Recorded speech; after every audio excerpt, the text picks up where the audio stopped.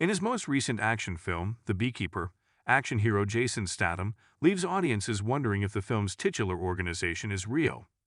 With a script by Salt's Kurt Wimmer and director David Ayer, whose writing credits include SWAT, 2003, and The Fast and the Furious, 2001. The Beekeeper features a cast full of action movie veterans on both sides of the camera. While Statham is the main star of the Amazon MGM Studios production, Jeremy Irons, Emmy Raver-Lampman, Josh Hutcherson, Minnie Driver, Felicia Rashad, and Emmy Raver-Lampman are relative newbies to the genre. Nevertheless, fans of the film are excited to see The Beekeeper, which is expected to be one of the biggest hits of the year.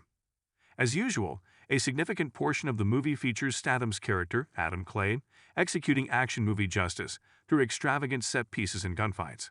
The titular covered organization, however, is what really distinguishes The Beekeeper. Being a former Beekeepers operator, Clay gives the plot of the film a John Wick-like quality. When someone close to Clay dies, he returns to the game like any other nice ex-operative.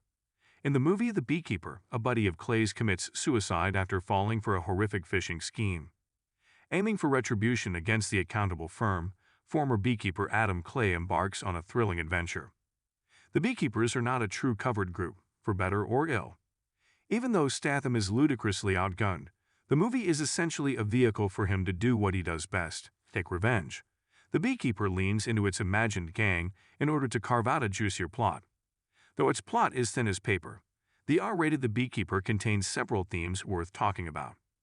Even though The Beekeeper's portrayal of shadowy, illegal organizations is a diluted attempt at world-building a la John Wick, it accomplishes its goal.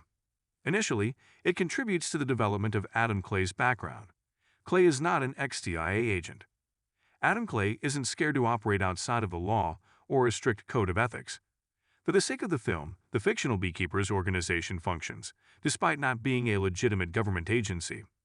That is to say, the Beekeeper program itself, with all of its murky ways and unclear goals, offers something special.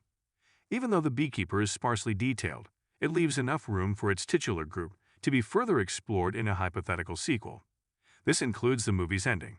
Furthermore, with Clay promising to defend his colony, the concept sets up some of the finest, inadvertently amusing lines in the film. The Beekeepers may not be a legitimate government agency, but that doesn't mean Wimmer wasn't influenced by a comparable organization. The titular Beekeeper organization doesn't appear to have a real-world equivalent. However, given how covered the group is, it's almost hard to tell. If the Beekeeper's goal is to remain so covered and unnoticed, then the typical person would be unaware that a shadow group of this kind even exists.